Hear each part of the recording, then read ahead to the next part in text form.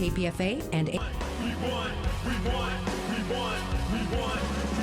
liberated land, supporting human conditions, not free market propaganda and corrupt politicians, cause they owned by special interest groups that fund their campaign. That's why you hear the same old things they claim. Welcome to the Project Censored show on Pacifica Radio. I'm Mickey Huff with Eleanor Goldfield.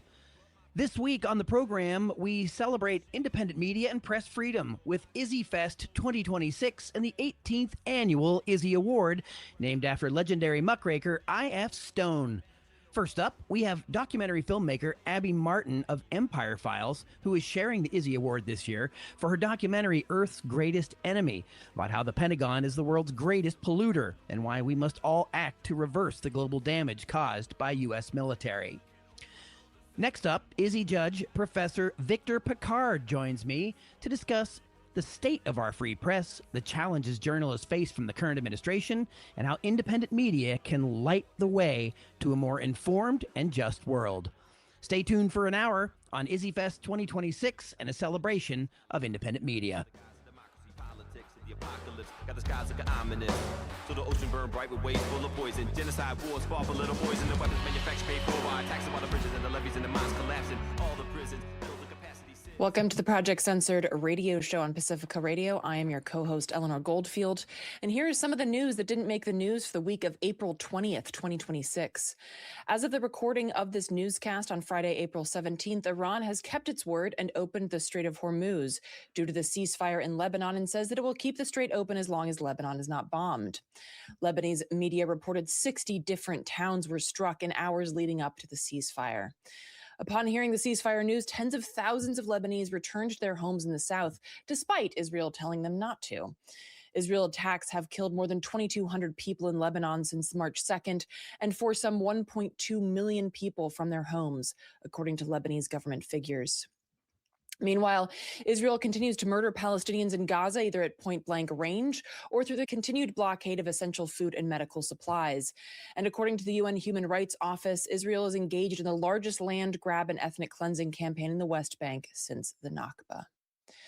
Today also marks a Palestinian Prisoners' Day, and as the Palestine Chronicle notes, more than 9,600 Palestinians are currently held in Israeli prisons, an 83% increase from the roughly 5,200 held before the genocide in Gaza began. Large numbers of detainees from Gaza remain uncounted and are held in military facilities outside the formal prison system. In one of the gravest human rights crises in the world that receives basically zero corporate media attention, the famine, massacres, and displacement in Sudan continue.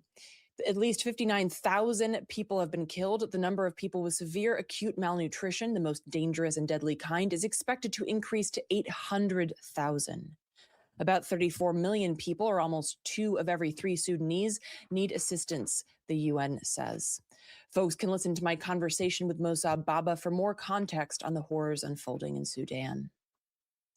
And I know that tax day has come and gone, but for some, there was literally no change.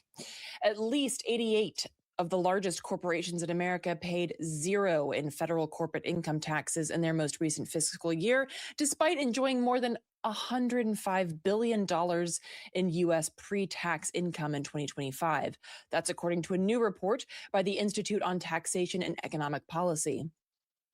The statutory federal income tax rate for corporate profits is 21%, which means that these 88 corporations would have paid a collective total of $22.1 billion for the year had they paid. Instead, they received $4.7 billion in tax rebates. If y'all just worked a little harder. In related news, a new report by the Institute for Policy Studies analyzed the 20 largest employers of low-wage U.S. workers. Together, these low-wage 20 companies employ approximately 6.7 million people in the U.S. And among many egregious findings, the report found that most of these workers rely on SNAP and Medicaid, while the CEOs make on average nearly 900 times more than their median employees. All 20 of these firms reported median pay in 2024 below $59,600, which is the income level needed to afford the average rent for a 2-bedroom apartment. Half of the companies reported a decline in their median pay between 2019 and 2024. The low-wage 20 companies combined spent $260 billion on stock buybacks between 2019 and 2024. This is a financial maneuver that artificially inflates the value of CEO stock-based pay while siphoning resources from worker wages and other productive investments. With $32.5 billion that these firms spent on buybacks in 2024 alone, they could have lifted more than 1 million people, making the low-wage 20s average median wage of $29,000 up to the $59,600 needed to afford a two-bedroom apartment. In reporting at Prism, journalist Laura Weiss outlines the eugenicist and anti-science wrecking ball that is RFK Jr., as he has appeared this week in front of Congress for what would just be a series of comically bizarre questions and comically dumb answers if they didn't also affect the health and safety of millions. But alas, these are the times we live in.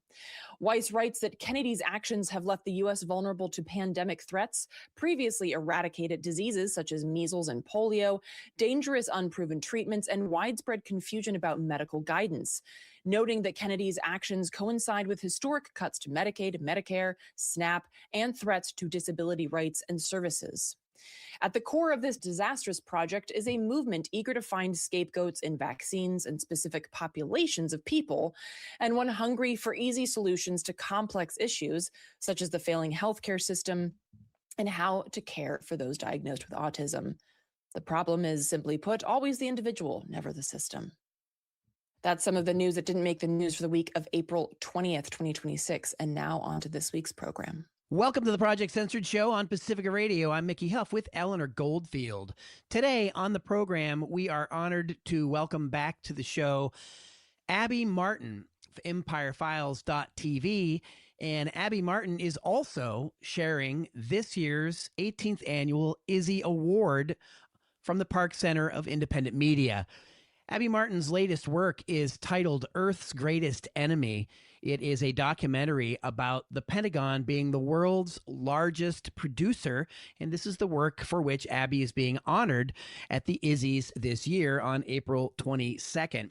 Abby Martin has a long history of being an independent muckraking journalist, has been involved with many projects from Media Roots, has worked with us a long time ago, briefly at Project Censored, where we had the honor of meeting Abby before she went off to RT and created her own program called Breaking the Set, which was an extraordinary program that in many ways sort of took the mission of what we do at the project and highlighted stories that people really need to know about from the independent press, but the corporate media ritually ignored or distorted.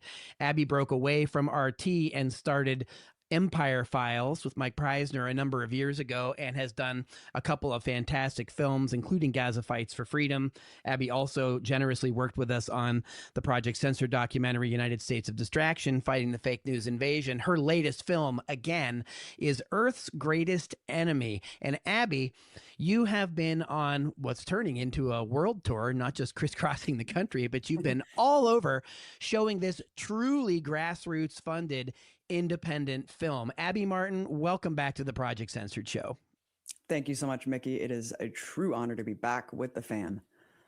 So, Abby, let's get into this. You, a number of years ago, of course, this is a story that goes way back.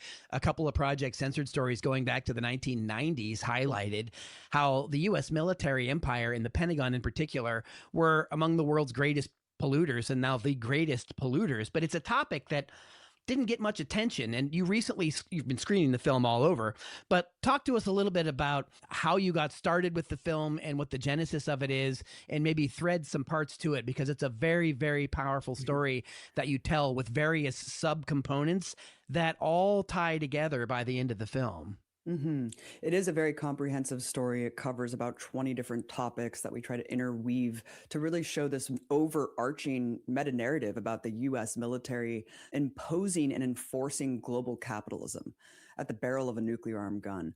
And it's holding the world hostage.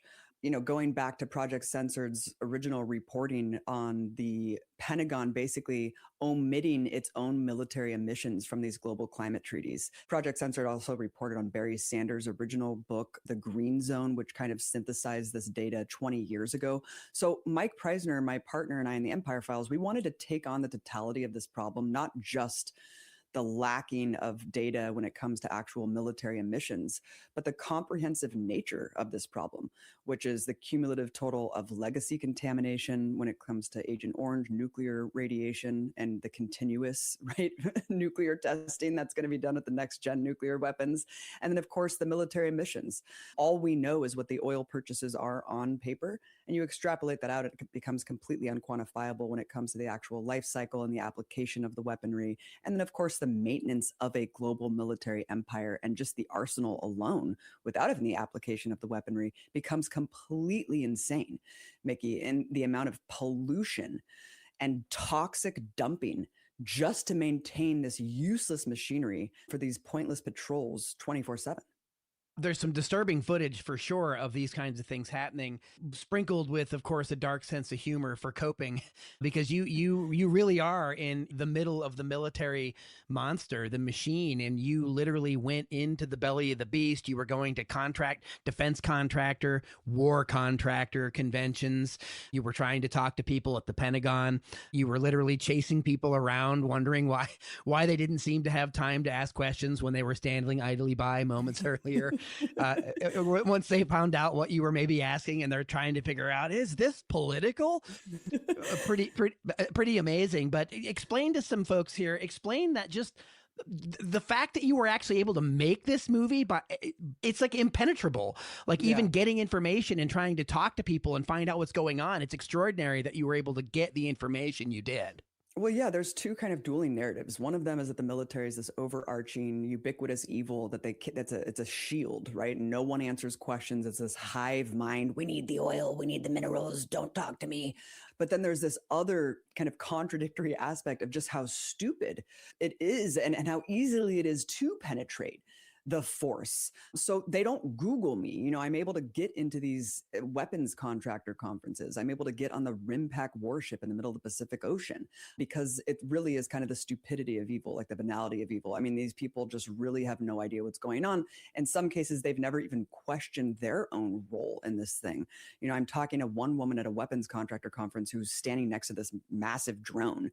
And she's just like, this sounds political. This documentary that you're doing sounds political. And I'm like, you sell bombs. Like that's as political as it gets, lady.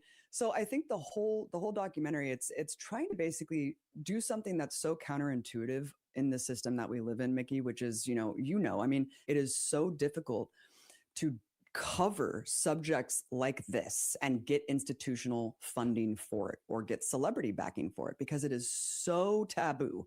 The military is so worshipped in our culture. It underpins the myth of American society, American exceptionalism, the benevolent empire.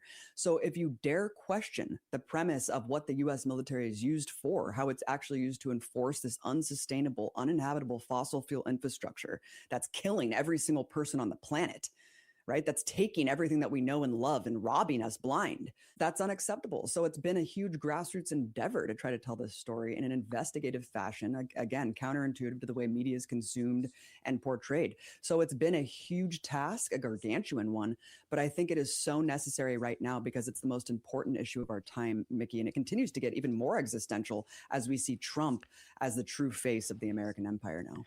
And they're calling for $1.5 trillion for a military budget for next year. And, Abby, when telling the story, you wove together so many important components of just how U.S. militarism affects all life on Earth, right? Not just humans. You spent time looking at literally the ecosystem, the environment, animals, marine life. You walked on the glaciers with Dar Jamal, that extraordinary part where you were there. And then you said that the landowners, the people that like owned the glacier or something, were like you said they're throwing a party on its carcass. I mean, it's just interesting because we often don't think about things in that frame, yet it was a very obvious and accurate reporting of what exactly was happening right beside you. When you see how obvious this kind of destructiveness is, you can't not see it. Yet so many people spend so much time not wanting to see it in the first place. And I think that the significance of how you connected the dots and you you tied it from, everywhere from Okinawa to Cop City, right? And of course, Gaza. So Mhm. there's so many dots to connect here. Maybe we can talk a little bit about some of those and people get the idea. And certainly we want people to get out and see your film. Absolutely. I mean, that's what we've always done with Empire Files, being basically educated through Project Censored with critical media literacy. We wanted to provide a holistic and systemic framework of understanding of how we got here and how it actually impacts every single person on this planet. You know, you can start with the obvious notion that pollution has no borders. I mean, look at what we're doing in Iran today, the intentional targeting of oil depots, the systematic destruction of infrastructure. This is a carbon intensive, concrete is one of the most carbon intensive materials on earth. The intentional just pulverization of miles long, densely populated infrastructural, civil infrastructure, and then rebuilding it, right? All of these people are going to profit on this. So look, as an environmentalist my whole life, Mickey, this has always been such an obvious notion to me that the wanton destruction of the planet, the ecocidal nature that is a consequence of unfettered US imperialism. But I think as we've all been watching the Gaza genocide in 4K, we've seen it real time. We see the ecocide happening. We see the million olive trees just completely obliterated. What is that going to do in this once biodiverse, rich wetland that Gaza once was? So, of course, that juxtaposed with the destruction in Iran, the black rain, the acid rain, this is gonna affect the entire planet for generations. So this movie is hit at the perfect time. And again, weaving together what used to seem like these disparate issues, right, that have been so abstracted from us, intentionally so obfuscated by the corporate media. This is the full intent, to keep us siloed, to keep us in our lanes, to keep us thinking that if we're environmentalists, and if our passion is whales, then, well, that's just not, we don't have time for this, right? Not understanding that if you're passionate about marine life, then you have to be an anti-imperialist because they're killing the whales too. That's what sonar does. So Cop City directly impacted in terms of the increased militarization of the police, because when you're looking at the system as a for-profit corporation that continues to have to grow, it necessitates growth on a finite planet. Infinite growth is necessitated. Well, what does that mean? That means you need to just continue to dump your military surplus equipment in the hands of the Taliban, in ISIS, or in local police forces across the US. And what's that going to do when you give MRAPs and LRADs to Alabama police? They're going to start killing people and executing people in the street. That's what we see with ICE, with DHS, these institutions that didn't even exist 20 years ago, Mickey. So again, it's just the complete increase, the need to continue to grow, even though you withdraw from places like Afghanistan. The budget continues to go up. So this is killing service members, because the maintenance of just the arsenal alone, the maintenance of 800 to 1,000 military bases around the world, the amount of oil that's being dumped, the securing of those routes, right? The fossil fuel arteries in the Middle East. That's why Israel is subsidized by the US. So every single issue that we look at in the world today is a direct result, right? It directly correlates to this gargantuan beast, the elephant in the room that we refuse to address. Because like Barry Sanders says in the film, this excellent philosopher, he says, see what you see, don't be duped. See what's right in front of your face. They are hiding the reality that we are children of a military empire that's parasitically sucking our life force and draining every last drop of this country, right? Every single cent of our labor is going into an extractive industry. It's a death and destruction spiral, and it needs to be stopped, Mickey. So, Abby Martin, we will get to some of the things we can do about that and some of the prescriptions we have a little bit in our conversation. But one of the things that just came to mind when you were pointing out some of these issues and these connections is that a lot of us, we try to do what we can. We try to recycle. We go to paper straws. We try to do renewable things, right? And a lot of this has been heaped off as individual responsibilities. And I'm not suggesting that individuals don't have agency and, shouldn't be part of a solution. But the reality is that you and I are doing a lot less of this, a lot less of the polluting and soiling and destroying of the world versus the fossil fuel companies, versus the militarization revolution, not just in the United States, but across the world. And that's such a lopsided presentation that corporate media, I mean, they always push it back on it too much. It's the consumers and you can do this. And if you just, recycle your cans, everything is cool. The reality is, in fact, very, very different. And I think that that's a pretty good point that you've made on some of the talks you've done around the screening. Absolutely. I mean, look, the onus has been on the consumer. This is capitalism. They have sold our struggles back to us. It's a hoax. It's always been a marketing hoax. We know that the recycling scam came from essentially Coca-Cola and like soda companies. I mean, this is the plastic bottle industry. This is insane, right? That we bought into it for so long. I mean, we were hoodwinked by neoliberalism. And now I think there's a moment where it's all been exposed as the hollow, bankrupt institution that does nothing for our material reality, that's obfuscating us from the real perpetrators of these environmental crimes. Mickey, who is enforcing this? The fossil fuel industry has an army. It's the US military.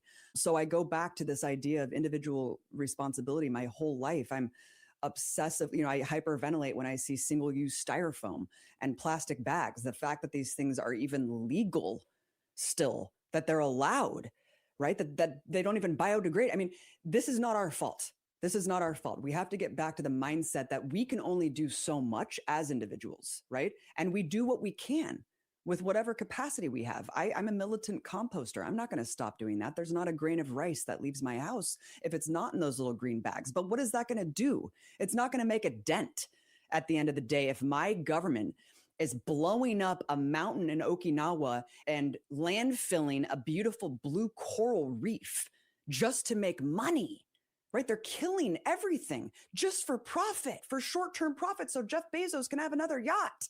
So this is the collective insanity that we've accepted as normal, Mickey. And this is another important thing about the documentary. It's a status quo time capsule. This was pre-Trump. This was when we were at brunch. This is why it's so important to watch this documentary and understand this. We're not going back to this. The status quo is death still. And so we need to wake up to what incubated Trump, to what precipitated Trump, because this is the inevitability of this system. I'd like to remind our listeners and viewers you're tuned to the Project Censored show on Pacific Radio. I'm Mickey Huff with Eleanor Goldfield. In this segment, I'm speaking with independent journalist and documentary filmmaker Abby Martin of Empire Files. Abby Martin and Empire Files have been recognized by this year's Izzy Award committee. Abby Martin will be receiving and sharing with two other amazing independent journalists and outlets this year the 18th annual Izzy Award for her work on the film Earth's Greatest Enemy. And we've been talking about that film today. Abby Martin, you mentioned before the break that this predates Trump, predates the current Trump administration, but we can go back even further if you want to go back a century to Smedley Butler, right? One of the most decorated Marines in U.S. history that called himself a gangster for capitalism, that basically said his job was to invade Latin American countries and make them safe for investment, for banks to take over plantations and fruits and take over natural resources, right? He wrote a whole pamphlet on that called War is a Racket in 1935. You go after that, the very beginnings of the CIA very quickly began overthrowing places like Iran. Well, that's in the news. Guatemala, right? And Iran specifically was about for control of petroleum for what became British Petroleum, for God's sake. I mean, and then that leads up to the blowback of the Islamic Revolution of 1979 that we've been dealing with ever since, after having 1 million people die in the Iran-Iraq war where the U.S. funded both sides. History matters, and this background matters. And just like Americans can't seem to find places like Iran on a map until you bomb it, they don't really know the history of it either. And corporate media don't want to give the history in the context because it might humanize some of the people involved, or it might villainize the actual perpetrators of the violence that has created and perpetuated this. So maybe jump in here let's jump in on that narrative, especially because let's remember that it was Israel that was launching the attacks and the U.S. launching attacks, on the heels of what's been going on in Gaza since October 7, 2023. But of course, that goes back all the way to, 1948. So history does matter. Let's jump in here on a point of that narrative, on that timeline. Yeah, I mean, look, we had a huge history section in the film that incorporated Smedley Butler, how we got to this permanent war economy, basically on the ruins of World War II while Europe was a wasteland. The U.S. basically concentrated all the military power and decided to produce it all here. And we became basically the home of all of these defense contractors who made a racket, made a killing off of killing. So there's a really important, and it goes back even further, of course. I mean, the first extraterritorial military bases were always to secure fur, mining, oil, and coal. So this has always been a priority of national security, fossil fuel, right? And it's necessitated the expanse and continued growth of the military. In terms of the history of Iran, I mean, this is such a crucial historical cumulative narrative that we need to really take into account here, because people have asked me today, what is the point? Well, why is the US doing this? If they weren't dragged into this war by Israel, what is the US gaining from going to war with Iran? Well, one need to just look at the 70-year attempt to completely destroy the state because of the pillaging and plundering of their oil reserves. This is a country that has the third largest oil reserves in the world. We're coming off the heels of black bagging a sovereign leader from a country with the first largest oil reserves in the world, Venezuela. So as you mentioned, this was explicitly laid bare 70 years ago. With Mohammad Mossadegh, he wasn't even a leftist. He was just an independent, unaligned leader who wanted to nationalize his oil supply. And that was completely forbidden for US hegemony. And so, of course, one of many coups taking place at that time to overthrow him. And of course, again, backing this brutal dictatorship that was a torture regime. And the only reason the hostage crisis happened is because Iranians thought the US was going to do it again when they had a revolution. So all of these things don't happen in a vacuum, you know? And then, of course, the Iran-Iraq war, looking at who the US backed, this bloody, brutal war that took 1 million lives. Right? We knew what Saddam Hussein was doing. And of course, we overthrow Saddam Hussein. The sanctions, asphyxiating, suffocating sanctions regime starts in Iran, where we're crippling the ability for elderly people, for infants to get medicine, killing people.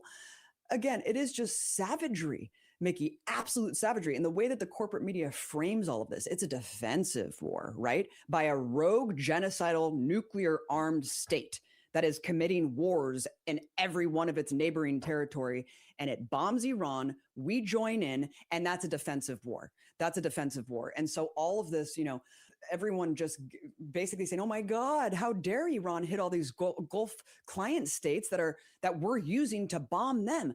I mean, it is infantilizing. What do you even say at this point when we've been gaslit for 3 years about the Gaza genocide, and they're doing the same playbook here in Iran, systematically destroying infrastructure, hospitals, just schools, wantonly, schools, the 165 schoolgirls the first day. I mean, this is a maniacal recklessness that, I mean, even if we've had many, many, many imperialist presidents, and we've had, you know, many bad things happening under all of them. This is a special kind of unhinged that we're dealing with. And the fact that we don't seem to institutionally or societally be able to address even what's happening, let alone slow it down or have just a ceasefire and a stop, is actually very alarming.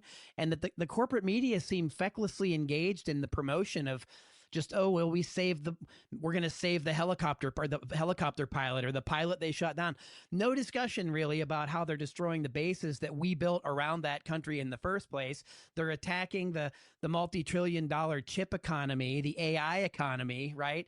So Iran is doing what it can do, right? It can't go bomb and invade Washington, D.C., but it can peck away at all the bases that were put around it, threatening it for years and years and years. And they can close the Strait of Hormuz, which Trump was explicitly warned about prior to this happening, and claimed he had no idea.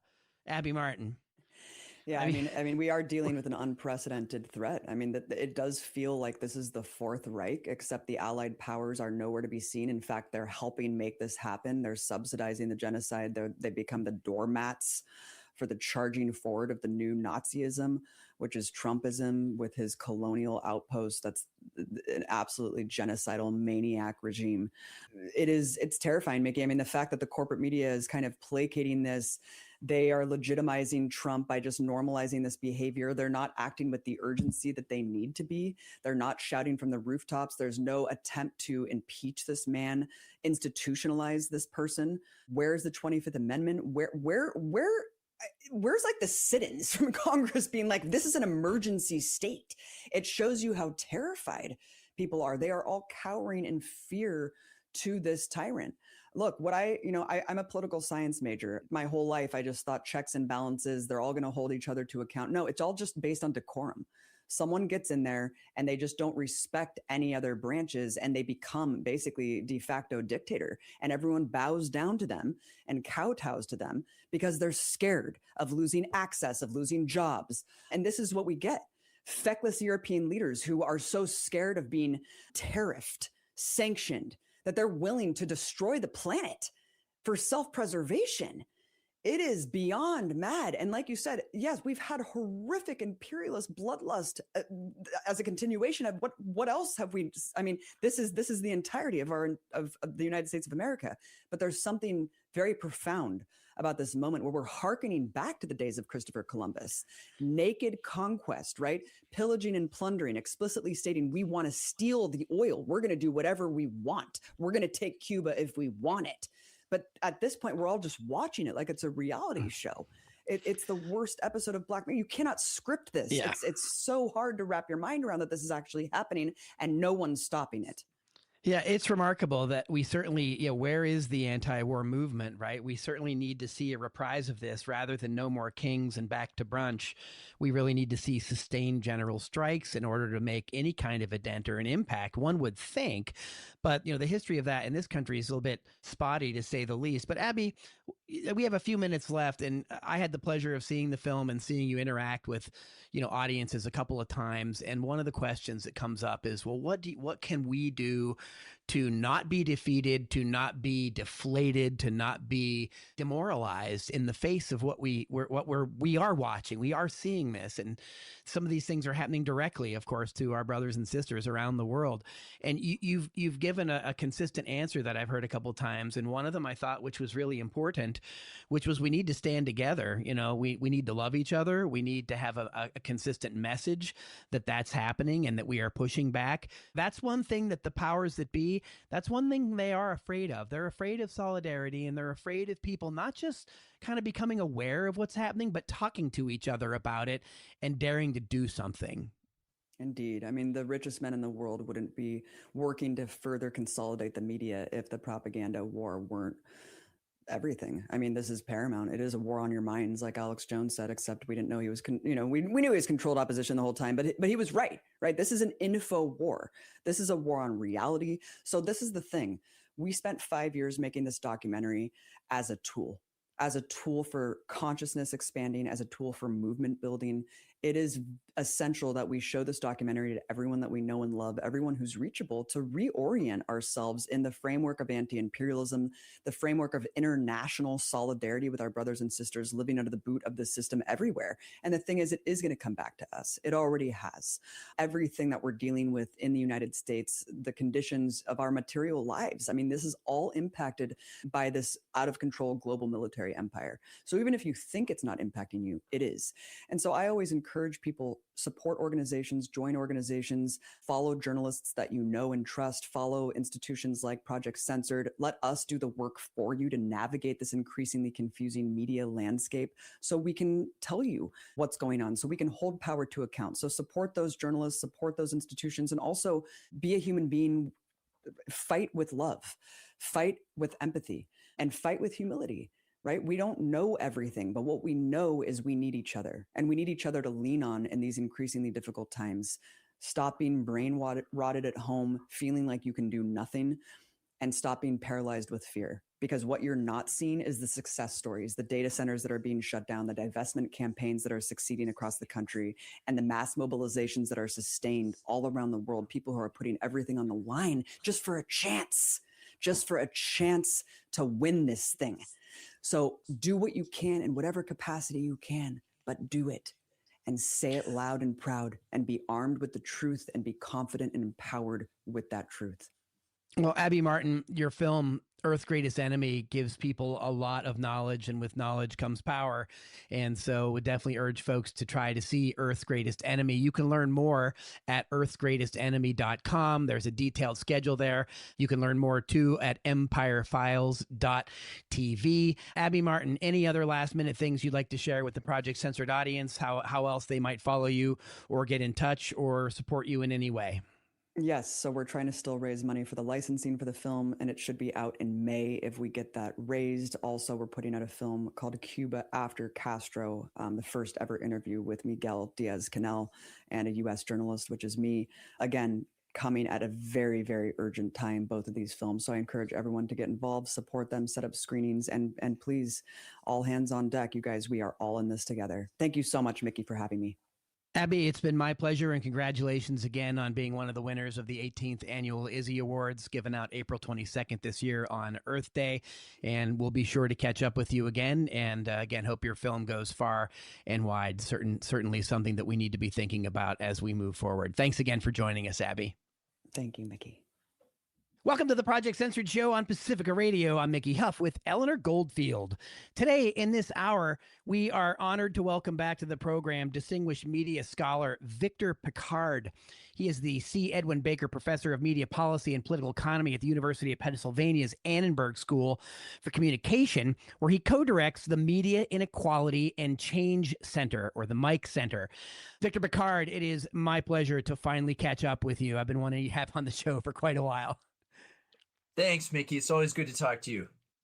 So, Victor, here we are, and you and I have been around the media ecosystem as critics for quite a long time, and of course, we kind of have perfect storm moment right now, right? We have so many of the bad things converging and happening, whether it's Brendan Carr at the FCC, Trump's completely sort of unhinged attacks on the press, lawfare, wild lawsuits, media capitulation, the organization that you're affiliated with, Tim Carr and Craig Aaron, and the Great Media Capitulation Index. I mean, you're all doing a lot to push back. There's a lot on the plate, Victor. So let's start unpacking some of the challenges we have right now in our media ecosystem here in the United States.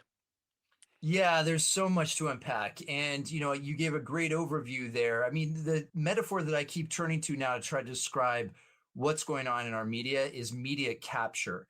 And that's where, so much of our media becomes captured by concentrated power in the form of government and oligarchs, media conglomerates, a handful of corporations. And what happened structurally with the American media system that sort of teed it up for this kind of capture? Because this didn't just happen with the Trump administration. You and I know that this has been decades in the making, this ongoing conglomeration and concentration of ownership over so much of our media. It also started with capitalistic capture of our media. That is the commercial logics that took over so much of our media. From the get-go, our broadcast media in the early 30s was privatized and hyper-commercialized, basically handed over. The public airwaves were handed over to two corporations, CBS and NBC. After that, we had public interest protections that we tried. Look, basically, they were regulatory band-aids we tried to put on these gaping structural wounds, like the Fairness Doctrine. I'm sure many of your listeners have heard before. That was thrown out during the Reagan administration, 1987.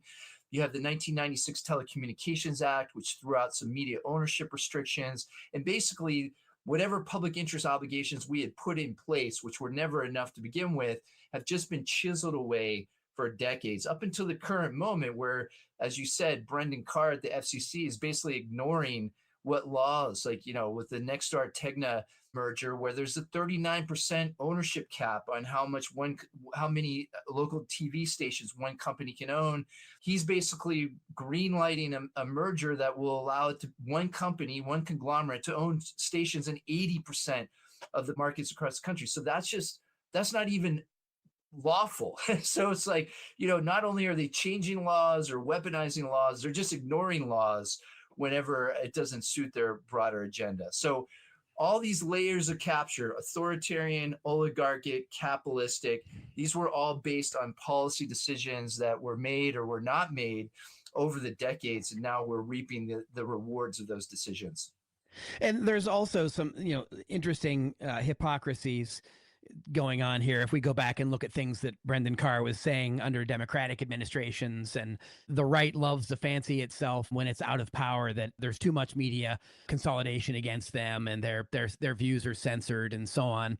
But here we are now, Victor, where they basically are running the entire show and it's not enough. They're still going after the phantoms of left-wing people in the media that somehow are criticizing them. They were so desperate they go after comedians and entertainers. I mean, I guess maybe this tells us this is a little bit more of an X-ray of what might be going on in the MAGA mind, as it were. But in historical context, we did see similar swings, pendular swings in the Reagan years, as you mentioned, with the Fairness Doctrine. But the pendulum didn't really swing back under Clinton. That gave us the Telecom 1996 Act that started to allow more of that ownership. I mean, you're doing great work in all of your with all of the many hats you wear, including at Free Press. We really need more than a reform movement. We need some kind of a sort of a media revolution, which we argued at the project a number of years ago. But I think that it's inescapable at this point. The direction things are going, I sometimes worry that we're getting so far over that there's going to need to be some kind of a complete revelation, collapse, something to change what's going on. What are your views on that? Obviously, because change is something that often happens historically so slowly, but we're well past the time where we need some kind of a flashpoint, right? What are your thoughts on some of that, Victor, and where we could be going? Yeah, I have a lot of thoughts on that, and I couldn't agree more with you, your analysis there. I mean, if there's any silver lining with what's happening right now, is that Trump has laid lace to so much of our, so many core institutions and basic services that we're really going to be forced to rebuild from the ground up, from the ashes. And that's a rare opportunity. There's always a question of how bad things will need to get first before we start rebuilding the media that we need, that actually serves democracy and not corporate profits. But I do think we're going to be faced with that, historic opportunity. And even looking at, for example, our public media system, which was always impoverished from the beginning. And this was another attack on the media where what paltry amounts we gave them at the federal level was thrown out by the Trump administration and Congress last year. And so that's going to force us to rethink what public media could and should be. And of course, you and I both know that really even to call it public media was a misnomer. It was reliant on corporate underwriting and private capital for most of its funding. So that's one example where we're going to have to reimagine a core media institution. I think also just, as much as we need to think in terms of structural media reform and how that has to be a core piece of this broader re-democratization or democratic renewal that we need to see across all of our institutions right now, it's not reforming, it's really about transformation. Right. And that's what you're speaking to with like a kind of revolutionary moment. I mean, it's to just like make a few tweaks or to go back to the good old days of, 2015. Like that's not enough. That's insufficient and really unacceptable for a democratic society worthy of the name. So things that, as you say, it's going to take time. As much as we're going to have this kind of shock doctrine where we're able to rebuild, or we're going to be forced to rebuild our media institutions if we want democracy, many of these things will not happen tomorrow. There's going to take many years, maybe decades, but this at least has to be on our political horizon, something that we are working towards. The right has been very good about articulating these long-term goals, and now we're living in their reality, right? So we need to make sure that we have those long-term goals for those of us on the left. This reminds me, just going back, we're living in the Project 2025 era here, right? From the Heritage Foundation. That was hatched in the Nixon administration, right? After the Lewis Powell memo. They've been calling for the control of media for half a century. And they're succeeding in doing it. It took them a minute, but this is all charted out. This has all been happening. And I feel in many ways that the efforts of reform were often too tepid, or they were too little too late. And I think that that's also what's contributed to what we're now seeing as pretty much a collapse of the Fourth Estate. And I mean, I think I see independent media as filling these gaps, and we can talk about indie media later with one of your other hats as an Izzy judge. But, the fact that we find ourselves, at least I find myself now in more situations where I'm defending corporate media outlets. I'm defending them against crazy attacks from the FCC and from the Trump administration that aren't, full-throated endorsements of the things that happen at the Washington Post or the New York Times or CNN or what have you in any way, but they do report things. They do some journalism. You and I probably would argue they don't do enough public interest journalism, But the fact that they're on their heels and they're capitulating is a very frightening sign about what they're giving way to. Yeah, that's absolutely right. I mean, it does feel weird to be defending, NBC and ABC and the Washington Post at times. But as you acknowledge, they employ some journalists. They do some news media, not like Fox, which does absolutely no journalism, just amplifies right-wing commentary. And of course, that's where much of our media are going in that direction as we speak. CBS went that way under Barry Weiss, and now it looks like, they're going to own CNN. The Ellisons are going to own CNN as well. So even more of our media is going to have this rightward lurch.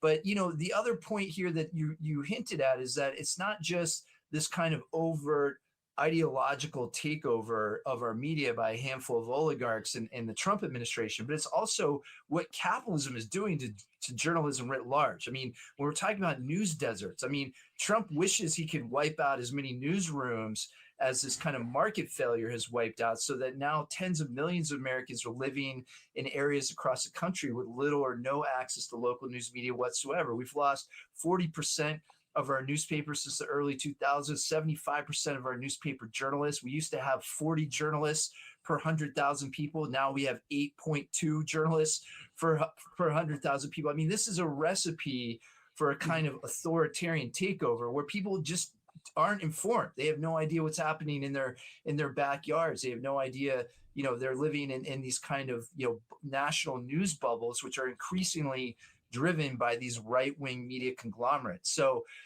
all these problems are deep structural problems. And it's not enough for us to just yell at, individual journalists or individual corporations. We need a structural overhaul. We need to be breaking up the conglomerates, but we also need to be rebuilding our media institutions from the ground up.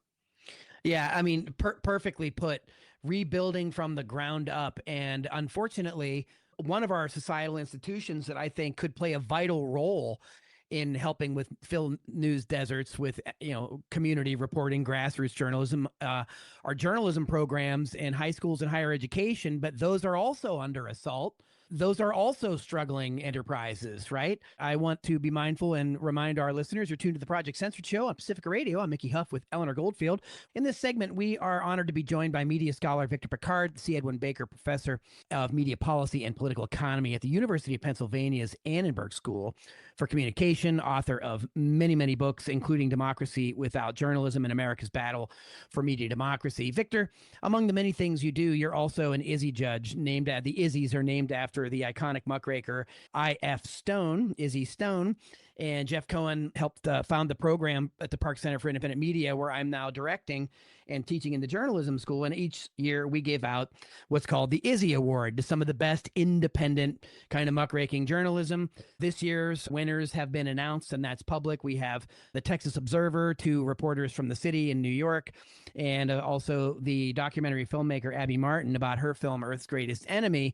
In some senses, Victor, I see the independent media ecosystem, which is always vulnerable for various reasons, and it's always on the perch of something relatively precarious, many of the outlets, right? But they are growing. Some of them are proliferating. We have the Media Movement Alliance.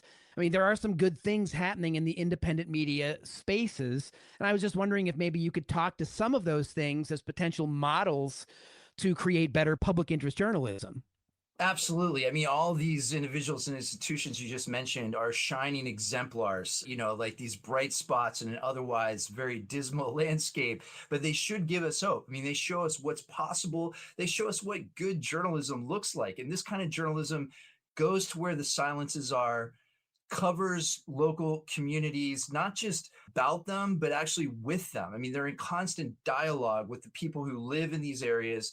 They tend to be nonprofit, non-commercial, vigilantly independent, and they just keep a watchful eye on concentrated power, whether that be in corporations, in government. It's just something that, again, shows us in our ideal world, someday we won't need awards like this because this will just be what journalism looks like, right? That's what it should be. I'm going to borrow that phrase and attribute it to you this year's Izzy's. This is what journalism looks like, right? This is what public interest journalism looks like. We can do it. What are some positive things? What are some of the solutions afoot? We just spent 15 minutes really deconstructing the dire straits we're in, and they are dire, and that's true. And it's very important to really confront the reality of how things are. We ignore what's happening in media at our peril. What are maybe a couple of other things you'd like to see replicated other places to try to address this and push back? Yeah, so that's just key context what you mentioned there, because we are living through this new golden age of nonprofit journalistic experimentation. And that's something to be celebrated, and as you know, we need to support that kind of journalism as much as we can, whether it's through donations or subscriptions or even just thanking these journalists, as we do with the Izzy Awards. But just in general, when you meet a journalist, you should thank them for their essential public service, right? They are doing God's work for, democracy. So that is something we need to do, but we also need to be clear-eyed about the limitations of the nonprofit model, right? There's simply not enough philanthropic support to cover all the journalism that democracy requires. So we are going to have these public models as well. And there's a few positive signs I would point to. You mentioned the New Jersey Civic Information Consortium. Well, there's actually a bill here in Pennsylvania right now that's been voted out of committee, modeled after the New Jersey Civic Information Consortium. You see a lot of these initiatives in states across the country where they're trying to push these kinds of ways that governments can make public investments towards independent local journalism. So again, trying to make sure those resources are there so there's livelihoods and these institutions can actually survive and not have to chase after, advertising dollars or put up paywalls. So that's a good sign. And even at the public media level, I'm thinking here of WITF in Lancaster, Pennsylvania. They've been, they merged with the local regional newspaper. They've been doing some really innovative journalistic work where they're outreaching to members of the community. They even do things, they do this thing called News and Brews, where the local journalists go to a local brewery. Yes. Mix. Isn't that awesome? I am there. I would, that's like combining my favorite things, beer and journalism. So right there with you. So there are things that can be done, and we need to have these kind of creative ideas. We just have to realize that there's simply no commercial future for the kind of journalism that our democracy requires. So we're going to have to make public investments towards public media that's actually owned and controlled by the public, not just public in name only, but based on local public ownership. It sounds utopian, but it's something that we can do. We can work towards that. Victor, there are other countries in the world that have better models than we do by far. I mean, last year on the Press Freedom Index, the RSF, Reporters Without Borders, the United States dropped to 57th in terms of press freedoms. There are other countries that are doing things right. And I know you've long pointed out about how little we actually invested in public media infrastructure. And I think it was something like $1.50 per capita, of tax dollars a year. I mean, it's some ridiculously paltry number. What was it in like Britain with the BBC? It's like over 100. Yeah. For us, it's close to 100 in BBC. It's even more than that in many other countries around the world. And it shows in the health of their democracies where, according to The Economist, this isn't some lefty outlet. It's like they've characterized us as a flawed democracy for a number of years. And the strongest democracies also have the strongest public media systems. You were close. We spend $1.59. That was before the rescission package last year. Now we're spending essentially zero. So we're a global outlier for how little we've supported our public media, and that needs to change. That's just unacceptable for a democratic society. Well, interestingly, Victor, given that public trust in media in the Fourth Estate in the United States continues to crater, it seems to get lower all the time somehow. It seems nearly subterranean at this juncture. You'd think then that people would wake up to the importance of things like news literacy, trying to navigate the ever-confusing world of artificial intelligence and AI media and deepfakes that nobody really asked for, but yet they're being blasted down our throats through every means possible, right, of like continuing to have a more technocratic AI takeover of almost every facet of our lives. But there are people really pushing back, and it's interesting to note that the significant civic resistance in local communities has really been mobilizing around data centers. Yeah, And no, you that's a know, good sign. That's a good sign. I mean, I think it does, as we're talking about rebuilding our media, it definitely has to start at the local level. I mean, that's how the New Jersey Civic Information Consortium came into being, which was through community organizing, people connecting the dots and realizing that regardless of whatever their political issue is or their, various concerns are, they need to have local journalism. You don't get anywhere without local journalism. And I think there's at least like a small beginning to that. And even you mentioned like these low levels of trust. What's interesting about the survey data is that once you get past the like how people feel about the media and you talk to them about their local media institutions, they have warm, fuzzy feelings about those institutions. And that's true across the ideological spectrum. So that gives me some hope that actually in communities across the country, they care about local journalism. They want to see those institutions survive. I see it happening here. I mean, even in Ithaca, and you're no stranger to Ithaca. We have some local media, but they're struggling to figure out how to maybe work together rather than as competitors per se, I think. And again, there is hope, but it's like we really have to kind of push back against more draconian cuts, and we have to really be creative and really roll up our sleeves to support particularly fledgling local media, because that's really where the fight is. Yeah, I couldn't agree more. And, the building blocks are there, right? The potential building blocks for creating this new media system are already in place. You've heard me talk about this idea of public media centers, right? That in every community across the country where, collaborating with various institutions, various anchor institutions, could be part of libraries, could even be in post offices. These public spaces are already there that we can leverage. We're going to have to find out ways to fund these institutions. But again, that's something, that's a fixable problem. It needs to be on our political horizon. But it does, I'm weirdly optimistic despite all this, As am I. I wanted to point out, however, for folks who are unaware, the RooseveltInstitute.org, where Victor is also a fellow, he co-authored a great piece at the end of last year called The Political Economy of the U.S. Media System, Excavating the Roots of the Present Crisis. A lot of the stuff we were talking about is in there. You can find out more at RooseveltInstitute.org. And Victor, where might people be able to find out some more about you or the Mike Center? Do you want to drop any sites or any places online where people can follow your work or get in touch? Yeah, check out the Mike Center. We've got a lot of studies posted there on all kinds of the stuff we've been talking about. So if they want to further geek out, they can go there. And also, there aren't too many Victor Pickards out there. So if they want to track me down online, I'm pretty easily findable there. So let's keep the conversations going. Absolutely. Victor Pickard, thanks so much for taking time out of your day to talk with us on the Project Censored show. We'll certainly catch up with you again. Thank you, Mickey. Always good to talk to you, man. Take care.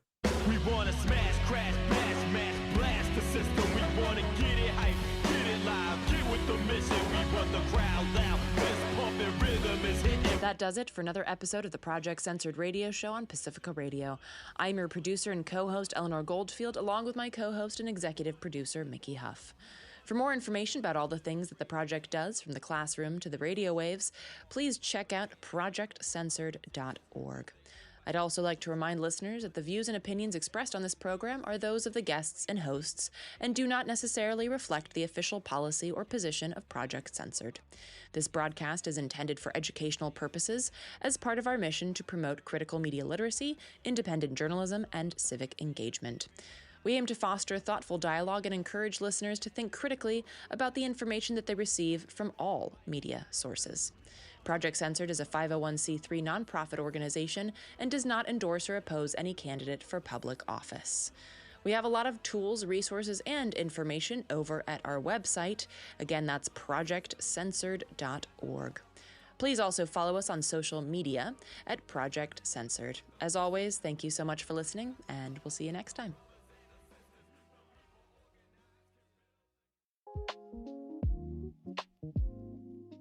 John Nichols of The Nation on why KPFA matters now more than ever. There's no better place to invest your extra cash or resources than this station, because this deeper level of discussion about war and peace is not heard everywhere. And the quality of these discussions on this station merits support. It merits contributions that make sure that this station is able to not just do what it does now, but to expand its coverage of these critical issues At a point when much of the media will fail, this station does not fail. So please give.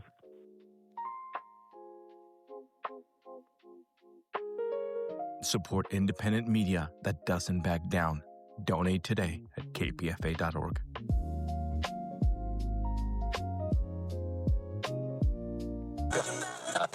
KPFA.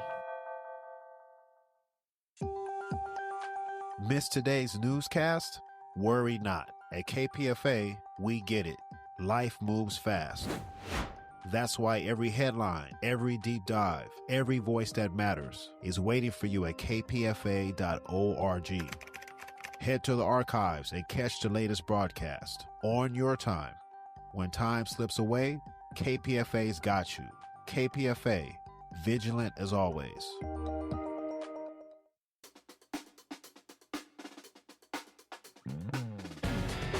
The following is brought to you by the collective refusal to pretend everything's fine. This is 94.1 KPFA, 89.3 KPFB in Berkeley, 88.1 KFCF in Fresno, and online everywhere. Tell a friend at kpfa.org. KPFA.